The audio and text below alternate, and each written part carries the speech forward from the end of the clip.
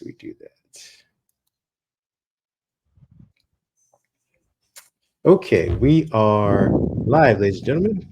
We would like to thank you for joining myself, Kareem, and co-host David for another Microsoft Unboxed podcast. This is number 7 of the ongoing series, and we will be discussing a lot today. But again, hopefully we can trim this down, keep you guys hopefully within an hour, and get you on about your way with new information about Microsoft for the week. One of the topics we'll be discussing is Microsoft Mesh finally coming out of preview and joining Meta in the metaverse. We'll also be talking about new Xbox consoles and controllers in 2024. It might be right around the corner, actually. And then we get into some depressing section of the news, which kind of goes about Microsoft's big axing of 1,900 gaming jobs from various divisions, mostly from Activision Blizzard, the new acquisition that they had. And then we'll be talking about Microsoft looking into a contingency plan for ChatGPT and its Copilot platforms. We'll be getting into why they might be thinking about this contingency plan, and it has to do with the FTC. Then we'll be talking about Microsoft becoming the second only company to have reached $3 trillion in lieu of all these firings. We'll kind of do a juxtaposition on those two things. Then we'll kind of round out with Apple having to relent on allowing streaming apps within the within their app store, and they aren't going without a fight. So, with that being said, do you want to kind of talk about Microsoft and its Microsoft Mesh platform? Well, Mesh, I think right now is a little. I think people are kind of wondering what it is. And basically, this week, Microsoft Mesh came out of preview, and it is bringing Mesh to, or bringing Teams Mesh to Meta Quest, which is the VR headset, the consumer version VR headset. So, long story short, for those that are interested in this type of interaction, what you can do is you can make avatars to represent your meeting. You can kind of set up like a meeting room. If you've ever done a whole lot with avatars on Xbox, that's probably a good way to look at it. I know there's some online games out there where people live life as an avatar and stuff like that. So, just to give you some kind of reference point, you can really make what is like a meeting like Kareem and I here are having, for example, kind of come to life and kind of, your avatar sits down at a table, maybe with the rest of your coworkers. And I know I'm struggling a little bit here because I have a hard time getting into that mentally, getting into that avatar world and separating it from reality, if you will. So for now, that has come in short form. That has come to Quest. You can now set up your team's avatars and have meetings in the VR headset if that's of interest to you. I've not done it yet. I do have a Quest over here to my left. I may try to set up a meeting this weekend just to test it to see what it's like. Personally, I think we might be a little past that type of meeting. Maybe this was the type of thing that we did during the COVID downtime. But for those that want it, it is available. I have seen where some say it's pretty cool, but I've not seen it been widespread adopted yet. So I don't know how far this is going to go. Yeah, it's interesting because this was dropped like a bad habit within Microsoft. It Yeah. feels like, at least within Microsoft press releases and announcements. This was a gung ho project back in 2022, I want to say, right when Meta or Facebook became Meta, and Microsoft wanted to say, "Hey, we're offering something similar." It looks like they are going to now probably defer most of their development to work coincide with, I guess, Facebook and Meta's ambitions and focus more themselves on AI, less about Office metaverses or whatnot. For those of you listening, what you can't see on our screen right now are waist high versions of avatars for people. They are suffering the same fate as Meta, where they have no legs. So if you're into weird hack jobs of virtual or digitized versions of yourself, I'm sure you guys can go try it out. The other issue I think a lot of people are having is that they don't necessarily see VR as a productivity tool. Yep, It's and that's for kind of better or where I for was worse. going with it. It's been used for gaming, and unless it's hyper uh, optimized for specific, single use case, like people who are working on jet engines or who are working in warehouses that have to kind of virtually search for things on a much larger scale. Things like those professions can get great use out of it. I think the general, like, I'm going to hold a meeting. I mean, let's be honest, most of us don't want to be in meetings to begin with. And to set up an avatar, unless you're going to be seeing this avatar constantly, just seems like a lot of work for a lot of people. Um, I don't, and again, I don't know if you're ever going to even see your own avatar. So you're going to invest all the time to create something that looks like you, to not see it, just to have other people see it. You're going to be like more likely to say, hey, you know what? Just put up a placeholder. Let's get through this meeting because I got actual work to do. So we'll see where this ends up, but we can move on to our next topic, which is gaming, which is something people do want to do. Yes. It seems like for all of time. So let's get into uh, what you think could be happening in gaming. Well, I think gaming is going to get pretty busy here in the next little while. Microsoft has kind of teased and maybe possibly leaked the fact that we could be getting we'll call it a mid-generation Xbox Series X that could arrive sometime in 2024. Now, this would not be something that is unusual for Microsoft necessarily.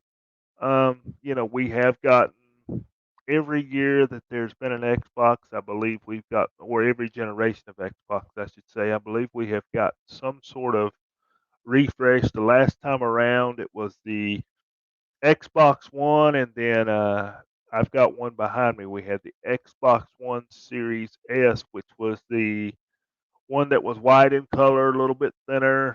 You could do 4K streaming and some upscaling to better gaming before 4K gaming really become a thing. Now, according to some of these leaked FCC documents, that's where it first came out was during the Activision Blizzard when they were going back and forth, and the FTC was saying, "Hey, you don't need to do that." Well, the FTC kind of spilled the beans and said, "Hey, we've got these documents here about the possibility of a new Xbox coming mid 2024.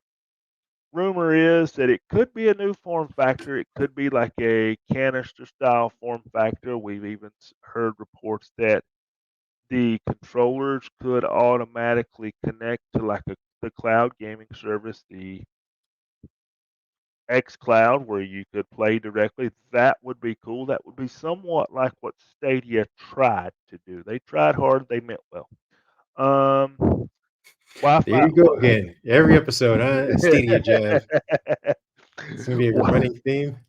It's yeah. Let's see. We got Wi-Fi 6E, and for those that are interested, Bluetooth 5.2 is said to be a part of it, and supposedly the new version could start somewhere around 299. Now, let me be real clear about something here.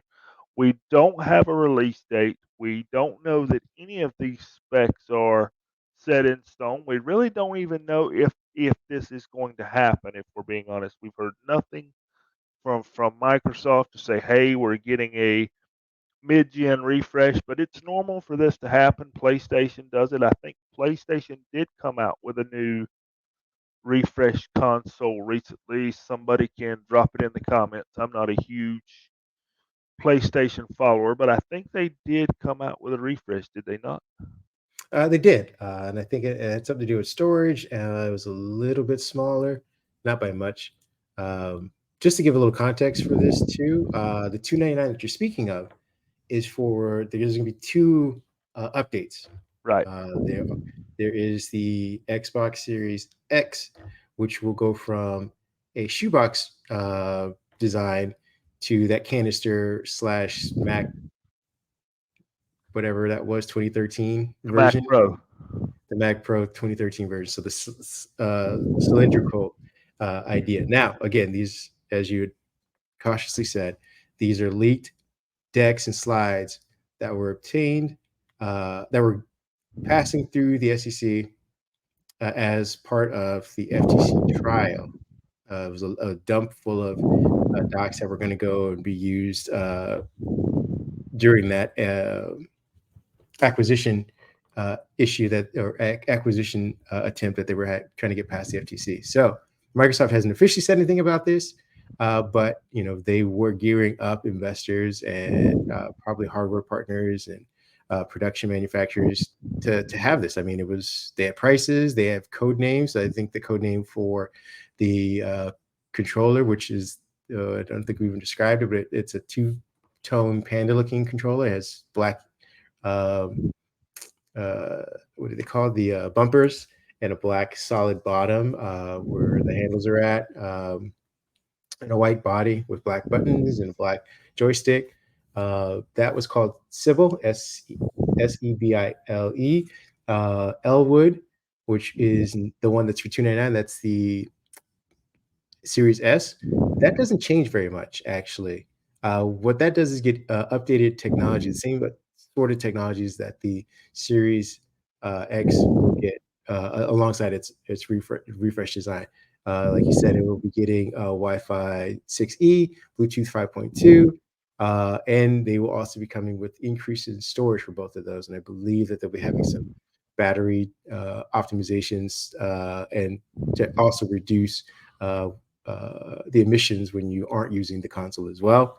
And to your point, these are presumably going to happen around, um, like I think Microsoft is set to probably announce it in the end of May, beginning of June, where they will also show off the new controller. And this is kind of set to coincide with their, I believe they have an event. I think it's like the Xbox gaming showcase thing that they do. I think they start off in June and they might have another one in September.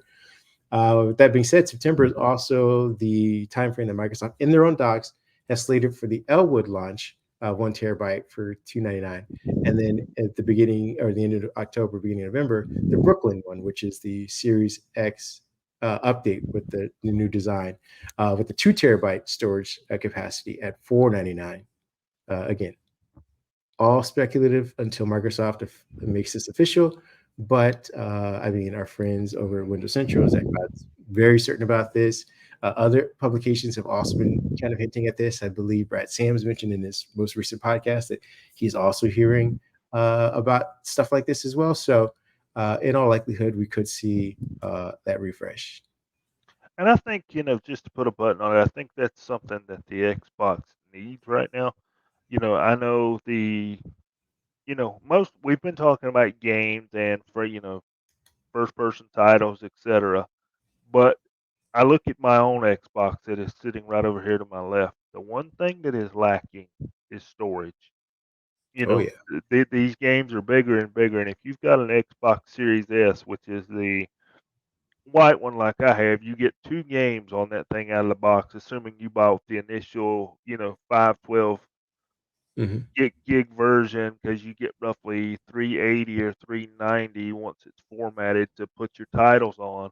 So back at Christmas time when the expansion cards went on sale, I picked up an expansion card. Now you figure out the expansion card is 150. You paid 299 for the console. That's 450. So guess what? You're right up there against the Series X that comes with 1 terabyte. You're right up against that threshold. So if we're gonna keep putting out these awesome titles, we really got to kick up the storage. Now, Wi-Fi 6E is, that's hot off the presses. Not a lot of people are having the 6E routers yet. You may not see that benefit right away. Bluetooth 5.2, that allows the OEMs to improve the headsets and the connectivity of some devices. But I think the big thing everybody needs is some more storage out of the box.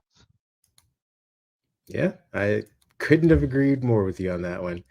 We're gonna shift gears a little bit. We're gonna downshift into some tough news. If you don't want to have to deal with this, or you hear about this, or realize this, you might want to skip ahead maybe 10 or 15 minutes. But we're going into Microsoft announcing the layoffs of 1,900 employees in their gaming divisions, most of them coming from the recently acquired Activision Blizzard acquisition. It's an unfortunate thing. I believe Phil Spencer had an internal memo that was picked up from The Verge, and then Verge kind of reported on it.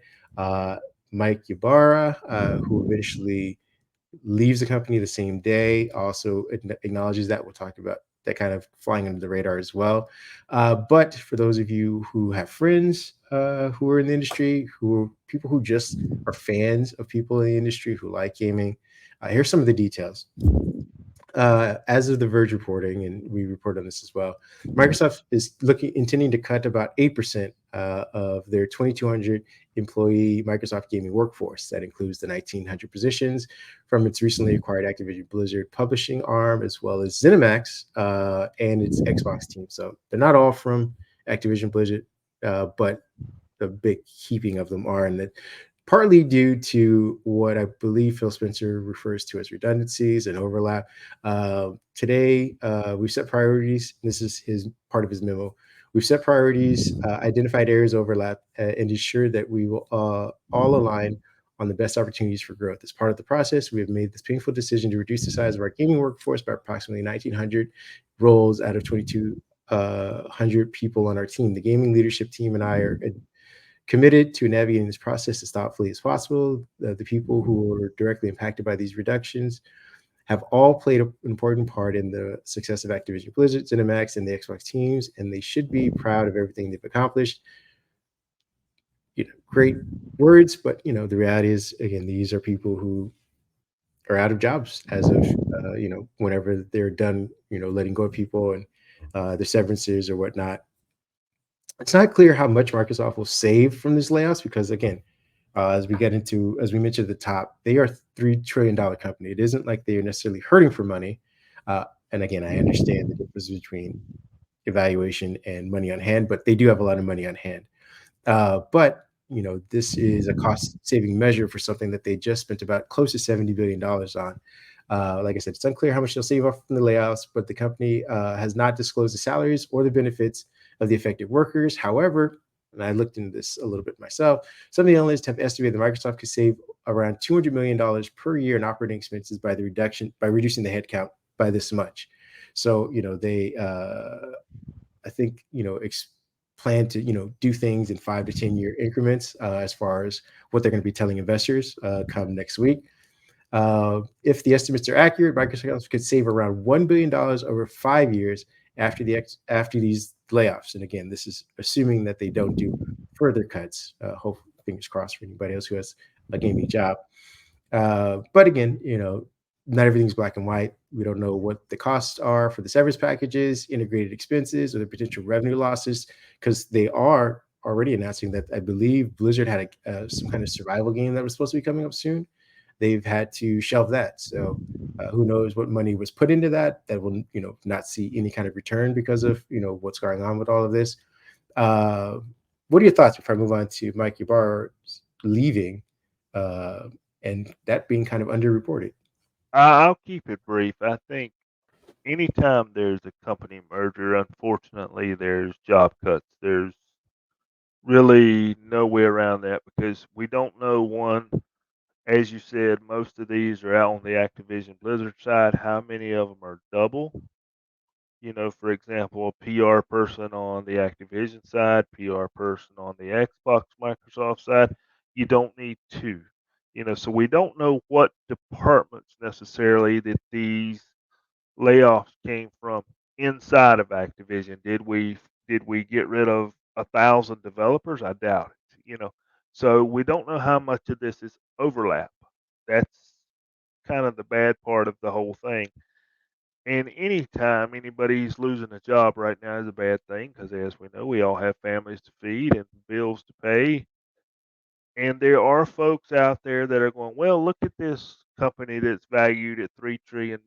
What's 1,900 jobs to them, in the bank account? And I get that. I totally get that. I have sympathy for every person that has been impacted by any of these layoffs within the last, let's call it 18 months. I have sympathy for anybody that's impacted, but these companies are looking ways to operate, as they like to say, more efficiently, and they believe that they can do that with less employees.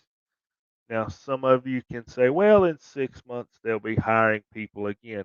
You're right. If you notice, we go through cycles of this. It seems here lately, every 5 to 7 years, we let some people go. We let that settle down. We're now advertising for jobs again, build the workforce back up. Okay, then 5 to 7 years later, we're dropping people off again. So it's unfortunate, but it's just part of doing business these days. Yeah, I will add a couple counter arguments because I've seen them online, and I want to make sure that we're reporting, and when we discuss this, that we try and take as many views as possible, so that our listeners are as informed as possible going into this. There are arguments and valid ones that this is what would happen when everyone cheered on a big merger. Yeah, Had the company stayed separate, there'd be fewer cuts all at once, so to speak. Now, this again, this is an industry-wide thing. This has been going on since last year, probably probably years before that, but it's kind of come to a head starting last January. But if we were to take that position and say, hey, if Activision stayed separate and Microsoft stayed separate, there'd be fewer overlaps, and so fewer jobs would be cut as a result, and that is very valid. But we have to keep in mind that Activision was looking to be bought. They were in a bit of turmoil, that's where I was going and with it. they were looking kind of for a parachute. So if it wasn't Microsoft, it would have been somebody else. And again, that overlap discussion that you were just having is very true no matter what. The other thing that we need to know is, like I said, there were around, and these are estimates, 9,000 to 10,000 gaming industry jobs cut last year, of which I believe Microsoft was about 1 or 2%. They are obviously contributing more this year, but last year they didn't have as many. And it looks like there's going to be a bigger, push for, unfortunately, more jobs being cut. And I don't know if this is a result of the pre-COVID hiring, because I don't know if there was a mass hiring to begin with, or if this is just kind of what's happening with journalism, where they people think that they can use AI to supplement writers and coders for certain things, for elements that need to be uh, done over and over again. When they used to have employees do it, they're now replacing potential systems with those, with artists as well for certain parts of art. They're using AI for that kind of stuff. I don't know what all the factors are. I would, if you're in the gaming industry, please feel free to reach out to me and inform me. But it does seem like this is a trend, and Microsoft is adding to it. Again, I'm not here to cheerlead for them or excuse them of what they're doing. I would love to see everyone keep their job. I would love to see more games come out. I'd love to see more diversity in these games. Uh, so, to your point, I'm hoping that we hire these people back quickly. I also feel like this is a bit of recession reduction on a myth. Everyone kept saying last year, recession, recession, recession. And so every tech company was like, oh, we got to prepare for this. And it's may become self-fulfilling prophecy if they keep doing this. If it's, keep getting rid of jobs because we're afraid that, we need to run leaner, slimmer because of recession. When you let go of people and they don't have money to go buy stuff, guess what's going to happen?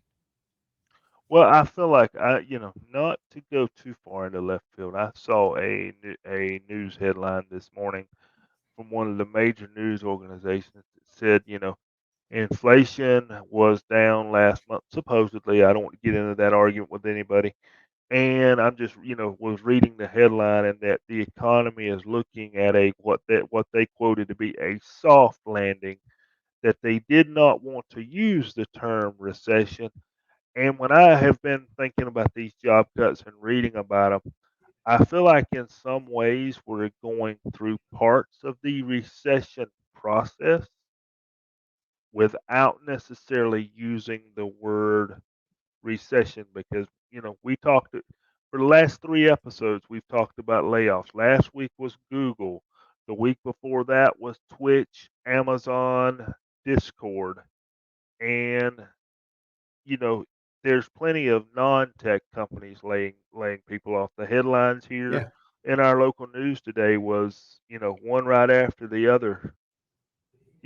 Hey, this company's cutting 200 people, this company's cutting 200 people. So I feel like this is what we're going through just as part of, the recession process, and it's unfortunate. But I also, as a gamer, I'm concerned about what we've got coming this year. I mean, we're about to be in February. That's still early, definitely early in the year. But I haven't heard of any big gaming title that's in development for release later this year. We've always got something to look forward to, that's maybe coming in the summer season. Then we get it again, maybe something coming around the October, November time frame. I haven't really heard of anybody working on any blockbuster titles except the new GTA, of course, that we yeah, covered and the end that's of next last year. year. Yeah, and that's not Uh, even coming this year. Yeah, we promised you about 10 or 15 minutes of this, so we're going to quickly move on. I just wanted to point out that, again, it was underreported that Mike Ybarra, who used to work at Microsoft, left Microsoft to go work at Activision, is now leaving Microsoft once again after leaving Activision after it was acquired. He left, or at least had a note saying that he was leaving yesterday, same time the news kind of broke about this job departure. He just said he wanted to thank everyone who was impacted for the meaningful contributions to the team, to Blizzard, and to players' lives. It's incredible. It's an incredibly hard day, and my energy and support will be focused on all those amazing individuals impacted. This is in no way a reflection on your amazing work. If there's anything I can help you with, connections, recommendations, etc., DM me. Like I said, he used to work at Microsoft, left Microsoft, went to Activision Blizzard, became the CEO, I believe, or not CEO, the what was he over there, president or something like that. Yeah, I believe And he was now, president. yeah, and now Microsoft acquires him, and he's leaving Microsoft once again. I don't think it's anything personal. He did say that prior to this note that he had, that he wanted to stay at Activision for a long time. I think what ended up happening was this reorg, which would have either made his role sort of redundant or reduced the capacity to which he could, actively work in whatever capacity he wanted to. So he's gone. We'll see if he goes to another company and then Microsoft gobbles that company up just to fire him a third time. But we're going to move on. We're going to try and cheer everyone up with our next topic, shall we? And that is Microsoft looking to replace ChatGPT already with a new project called Phi, and that is small language models. And we reported on this also this week. And basically, what's happening is, let me get into that one. Uh, According to reports, Microsoft's been experimenting with small language models for quite some time, but looks like they're kind of going, even further on it, full steam. They got a whole team built on it. They pulled some Microsoft researchers from other projects to kind of come in and work on this. Uh, because they want to create chat bots or AI or pre-generative AI that costs less and requires fewer resources than the large language models. I think what we all kind of let go under the auspice of new technology is that these LLMs are very expensive to operate and require tons of resources. This is kind of why we've been asking the question for the past year: how do you monetize them? Uh, we don't know how much Microsoft has lost down to the cents. I'm sure they will have to disclose some of this to their investors next week. But by all accounts, they are losing money for, I believe, OpenAI's ChatGPT, which is the underlying platform for Copilot. Uh, I think they're saying they're losing an average, and this is from the Motley Fool, about $20 per user at least within the first few months of 2023. I think that's actually ballooned since then. There are other publications, such as the Interesting Engineering, which estimates that ChatGPT, which was costing OpenAI something around $700,000 per day computing costs alone, is offloading some of that cost to Microsoft. Gizmodo reports that again, OpenAI's losses have reached about 540 million, and that Microsoft, in using it for their what is it, GitHub Copilot program, could be losing. They could have lost already up to about 80 million for the year. And mind you, this is also in addition to their $10 billion investment in OpenAI. Uh, Again, what the difference is between small language models and large language models, aside from the cost, it's just the I guess, application of them. They become more specialized in what they do. Small language models are AI systems trained on large text data sets that enable capabilities like generative text, summarizing documents, translating between languages, and answering questions, but with notably smaller model sizes, typically ranging from a few million to a few billion parameters. Small language models are more efficient, customizable, and interoperable with large language models that usually use up to about a hundreds or use hundreds or billions of trillions, hundreds, billions, or trillions of parameters. Now, Microsoft has been working on this thing called Phi, which is their own internal small language model, and they've actually been putting it in active products as of today. Some of those active products include Azure AI Studios, Microsoft Teams, and Microsoft Word. What are your thoughts on Microsoft kind of hedging their bets with ChatGPT? I think they've got to at this point. It kind of goes hand in hand with what you were talking about. And I have a hard time, and I hope I'm not the only one. I have a hard time talking about these language models and these AI models sometimes as if they're not human, because it's almost like you're talking about some sort of a human being at times. Because when you use AI, let's say for example, you're asking how to write code. In the current model, you may have to search through everything to get to what you're looking for. Think about it from, you walk in the grocery store, the fruit is in the back left-hand corner, but they make you walk through everything else in the store to get to that fruit.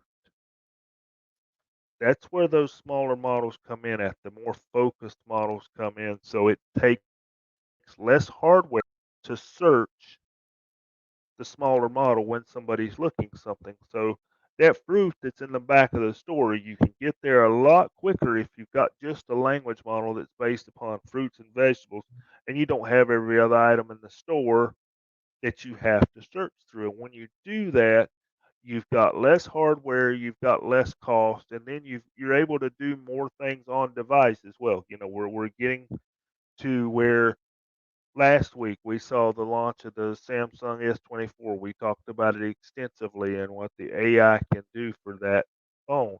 And Samsung discussed a lot of that is done on device. So we're able to simplify these models. We're able to get direct language models out of them for the programmers out there. Maybe there's a programming language model for the creators out there. Maybe there's a creative language model. I think that's important to be able to get costs down, to be able to get these things affordable and allow other developers in company or third party to be able to develop something that suits them. They don't need all the other stuff where your insurance companies can do, just for insurance, your code developers just for code developers. I think that's very important. Yeah, there are a couple of factors that I want to touch upon real quick before we move on to our next topic that you kind of bring up. One, Microsoft is probably going to try and provide these things exclusively, probably for their enterprise suites, but they're also going to offer these as solutions for their partners. When their partners come to them saying, "Hey, I need this type of bot, or I need this type of pre-generative solution." I don't necessarily want, or Microsoft can offer them, "Hey, we can save you on a developer who you're tasking with this job." You're saying, "Hey, I need you to go create this bot for us because we're going to use it internally to do these things." Guess what? We already have one. We've already specialized in one. We don't just pull from our giant Copilot. We have this specialized one that will do warehouse inventory, or this specialized one that will do measurements and data processing for civil engineering and project code and writing contracts, things like that. We have all these specialized ones, and we'll bundle these with Azure, with Power BI, with all of our data lakes things, and you can have that bot as well for this charge. I think that's one of the things they want to do with it. The other thing is that we have to understand that Microsoft has a 10-year deal partnership with OpenAI, and at which point, again, this is 10 years, or once they pay off, I believe whatever the investment was that Microsoft put into it, in order for Microsoft to obtain its majority share, so to speak. I think they have 51% or something like that, and then there's a group of other people who work together to get the other 49% of them for the for-profit section of OpenAI. After 10 years, that balance shifts, and Microsoft is no longer technically in control of what OpenAI kind of does, or they're not in control now. They work independently, so to speak, kind of like the Skype deal. But if it's as a majority shareholder, they can nudge OpenAI into things that they want to do, they're using them exclusively as a partner. After 10 years, though, OpenAI is free to go make another contract with somebody. Say Google's Gemini doesn't work to its extent, or Salesforce is saying, hey, we'll give you another $15 billion for another 10 years. Now that Microsoft is no longer your exclusive partner, and they go work with them and they start building them private versions of these new language models. Microsoft doesn't have control over that. So I think this is one, also hedging the bet on that. And it's going to get into the next story, which is the FTC is now looking into Microsoft's partnership with OpenAI. They're looking into AI applications in general.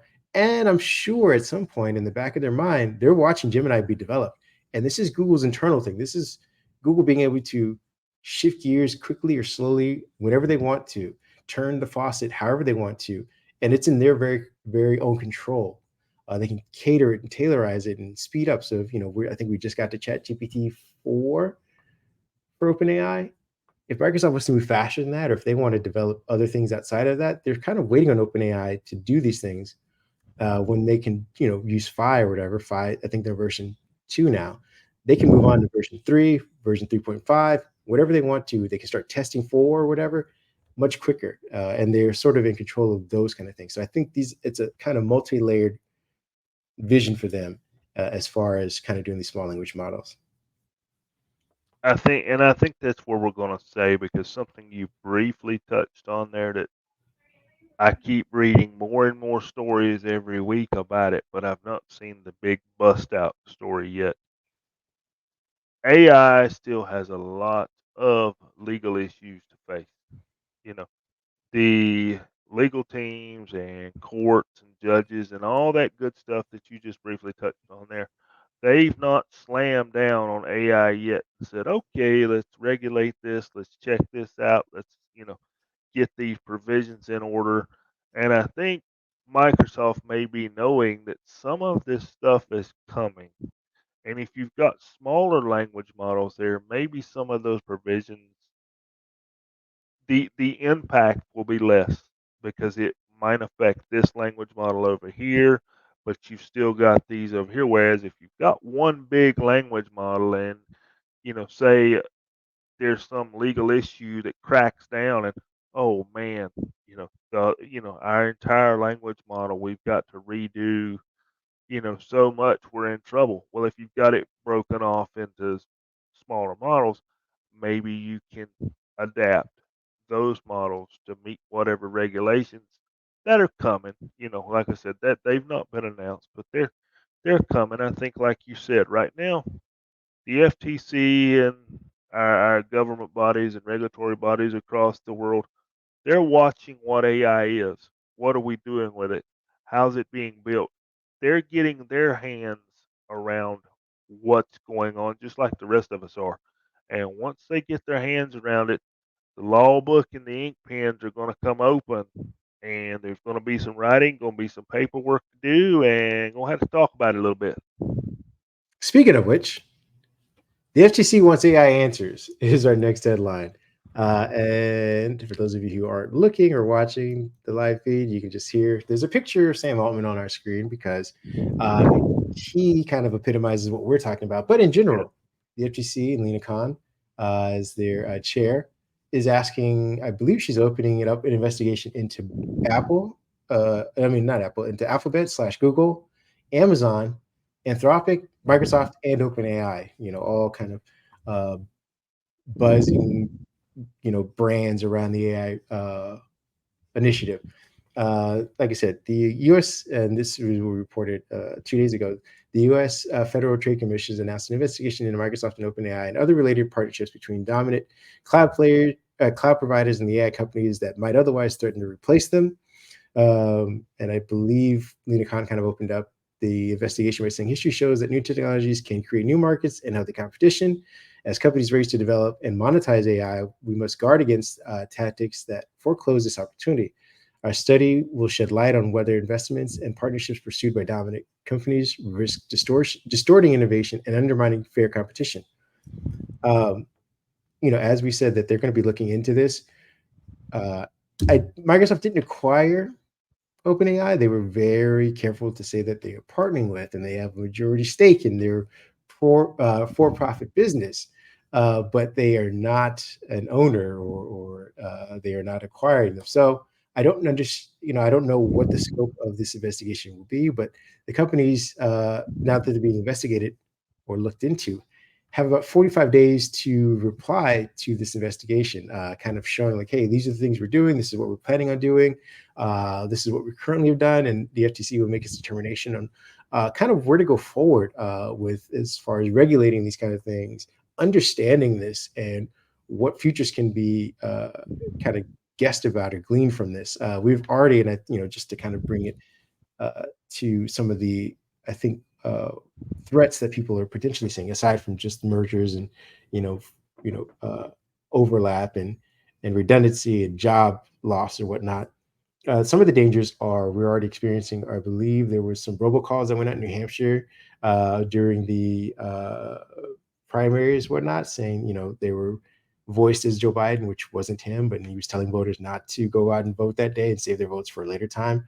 That's AI deepfake, using his voice to kind of create that message that wasn't actually him. We had the Taylor Swift thing that happened this week or last weekend, where she was deepfaked on the internet in less than desirable ways. And so I think she's about to sue, and that could also start to bring some kind of uh, regulation on imaging and AI in comparison. Microsoft and Amazon and Alphabet have invested several billion in this, so notably they're going to want to obviously stay on the right side of this and not get uh, fined for anything going forward. So they just have to kind of wait to see what the FTC says as far as what they will and will not allow going forward. What are your thoughts on this? I think this is where we start to get control of it. I mean, the Joe Biden thing, and that's my fear. Is AI has been amazing over the past 14, 15 months that we've kind of been able to use it, and it's almost improving by the week at this point. Things are getting better, the results are getting better, and we've always had a problem with bots on the internet. And I think most people are familiar with what a bot is, but this deep fake AI is a whole other ballgame because to me, you can't tell, excuse the wording here, what is fake and what is not. And we could go down all kinds of rabbit holes here of where things, businesses, people can get twisted up into this. Well, you know, Kareem said he was going to shoot ketchup on somebody's face. He didn't like what they said, so he called everybody and said, "Hey, if you don't do this, I'm gonna shoot ketchup on your face." Kareem says, "I didn't do it." You know, well, here's a recording that sounds just like Kareem saying he did. So now prove you didn't do that. Remember, folks, it's a digital world. It's not like we can go get fingerprints off of Kareem's phone, or necessarily did he even use a phone to make that recording. He could have used a computer to make that recording. He could have used any device. So this is where AI has a problem, and I think I'm not sure how we fix this problem. And that's where regulation's going to come in, and where limits on what AI is allowed to do. And our country is known for not moving very fast with these legal issues. I mean, just look at the Activision Blizzard deal and how long that took. But I feel like somebody better do something, because this AI train is moving at the speed of light. And if we keep inching around that corner, somebody's going to get in trouble. And I'm afraid it's going to be an innocent person or innocent group or somebody that's innocent in general, you know, and it could really mess somebody's life up. I'm a supporter of AI, use it every day. I enjoy it, but I also use it with care. Yeah, to your point, there are going to be people who won't use it with care, especially in this upcoming political cycle. So, for those of you who feel like you might be vulnerable, just attempt to do your best due diligence as far as uh, confirming any and everything you see. Back it up with a couple extra sources. That's all. A Yep. quick additional Google search, as hey, is Cream out here throwing ketchup around? If there's more than three sources saying he is, perhaps he might be throwing ketchup around. If you can't find anything else, maybe it was a deep fake. This kind of situation. We're going to be working as a community, I assume. Maybe folks on Reddit can. Maybe this is where Reddit will shine, where people can be like, no, these are threads. This is not real, and that'll start showing up in the search results. Alongside, is this deep fake real, or is this person doing this? And communities can say, no, it's not. Maybe we'll start to harness the positives of the internet once again to help each other out. Common sense goes a long way, and I'll leave it there. Bingo.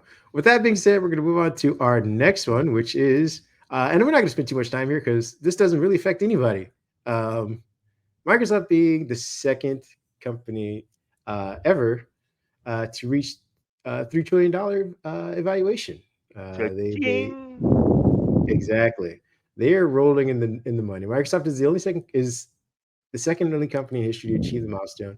Apple hit its first time, the $3 trillion marker capped, I believe, January 2022. And 6 months later, it closed above $3 trillion for the first time.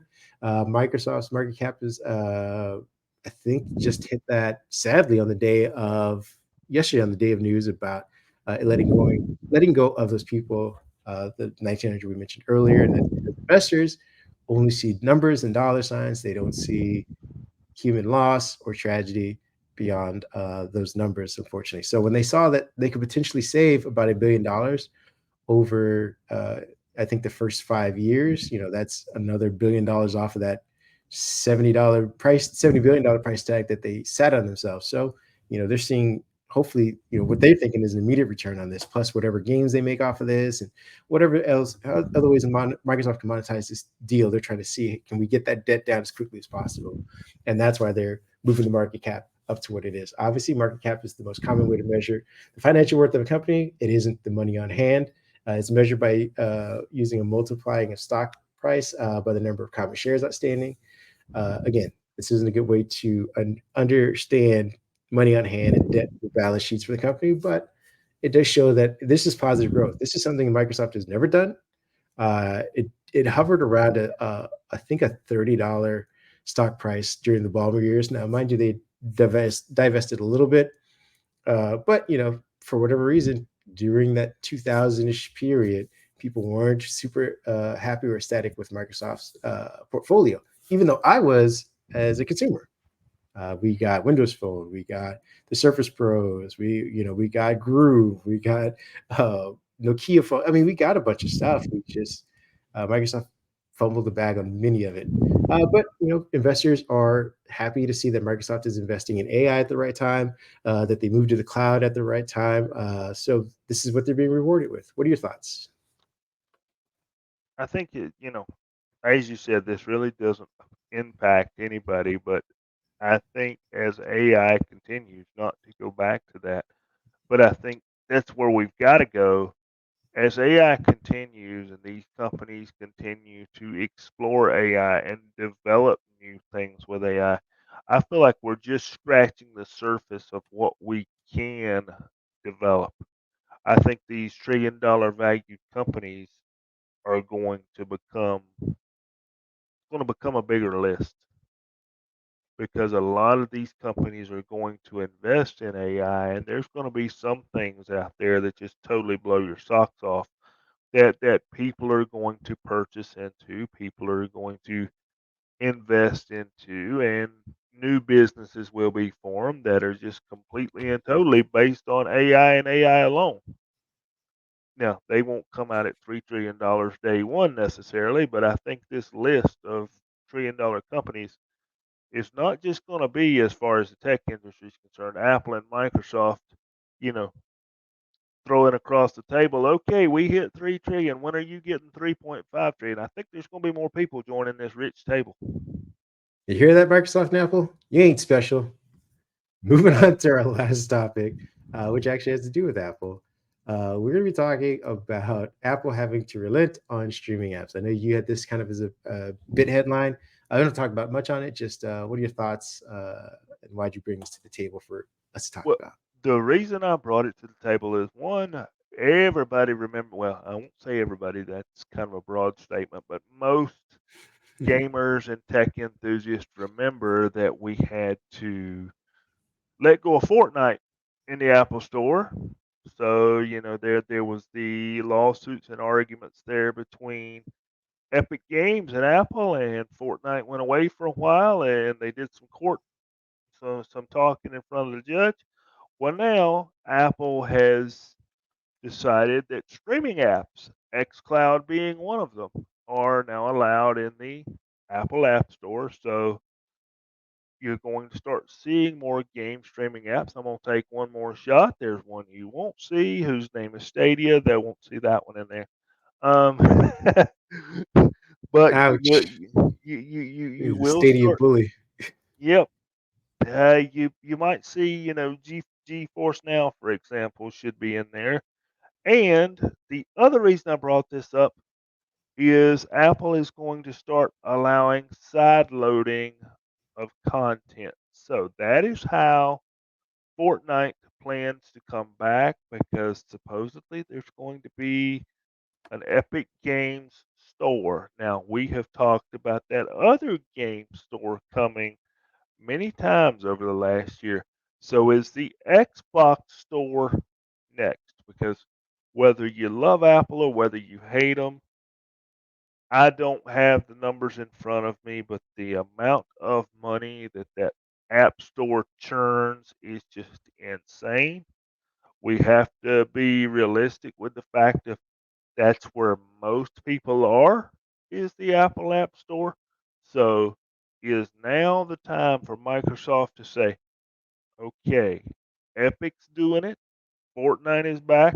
Let's get that Xbox store out there. Let's get it on those Apple devices and achieve Phil Spencer's dream. He's always said since day one, play anywhere. Now, I mentioned that Apple is not going to do this without a fight, and Right, they've right. built into I believe some of this allowances, a bit of a tax the developers are going to have to pay. And the real caveat comes when an app is popular enough. I think the specifics are that any app that sees more than 1 million installs per year must pay Apple a 50-cent fee, about 54 cents, for every new installation over that first 1 million. That fee is charged once per year for every user each year. So 54 cents for every user once a year. So if you Ooh, have, yeah, exactly. Crucially, app updates counts as installations too. So you're going to see this pace of app updates slow down because that basically resets everything. And Apple says, all right, if you updated it, we're going to start over from there. So if you started halfway throughout the year, you could be paying twice this amount. Now, this is part of what happened with, I believe, Reddit, right? Reddit was like, we can't afford to do this. Uh, And since no major app goes more than a year without an update, that effectively means any sufficiently popular app is going to be indefinitely paying Apple 54 cents per user a year above that initial 1 million. It's not just apps either. Third-party app stores must also pay Apple that 54 cents per user per year, and they do not receive the 1 million install grace apps that 1 million install grace that apps do. So if these third-party app stores that we're so happy to get right now, that Fortnite's like, hey, let's rush and do that, they will be paying Apple that 54 cents per user per year, and that's if they don't update it. They don't get to wait until they hit the 1 million marker. I mean, most of them will already have done that. But if Fortnite comes back and Epic comes back and they start their own, store or whatever, that they're initially going to start paying that tax right off the bat. Same thing for Xbox as well. It may be a tax worth paying, but because they won't be necessarily paying 30 cents on every purchase. Maybe that balances out after a certain amount of time. But 54 cents per user, if you're big enough, can be a nice chunk of change, especially if you update your app 2 to 3 times a year. So we'll have to keep an eye on this and see what everyone thinks about this. But I mean, on one hand, Apple giveth. On the other hand, they taketh a lot away. You know what that tells me we're going to see, and this is just two big things that come to mind. We're going to see a cost increase on apps that are already paid apps, I'm sure. We're going to see less free apps because they've got to pay for those installs. And I think for those apps that are free, I think we're going to see more ads in those apps to pay for those installs. Yeah, I mean, we're an ad society. It is what it is. You can fight it all you want. We've been saying it for almost 10 years now. If I could do without ads, I would. But none of us have actually done without ads. So hopefully the ads are just more targeted, I suppose. The best we could hope for. It, With that being said, we want to thank you guys for joining us for another pod. We'll try and get you, like I said, within the hour. If people want to talk to you, chit chat with you, where can people find you now? Well, folks, if you've been following the pod, and I hope you have, and I hope you've enjoyed it, you've heard me say that I have been needing to join Threads here with my lovely co-host Kareem. And I am now on Threads. You can find me at the same handle you can on X, Twitter, DavidPAJ1978. So jump over there to Threads, help me get my thread started, and say hello, hang out, ask questions, shoot the breeze. Come on over. Ha! And that was an example of a deep fake, ladies and gentlemen. He has not joined Threads. We have just fooled you. This is a fake version of David saying that he's. No, I'm just kidding. I'm kidding. He actually did it finally. We should Yep, all I give him did. a round of applause. You can find me at Mindhead1 on Twitter. You can find me at Kareem Anderson on Instagram or Threads. You can find the podcast on I believe Instagram Live. We're on YouTube, Twitter as well. If you're still in all those places, we will be back next week with more information about Xbox and Microsoft and Windows and Copilot and AI and all the rest. Until then, enjoy your weekend, and we'll see you soon. See you guys soon. Have a good weekend.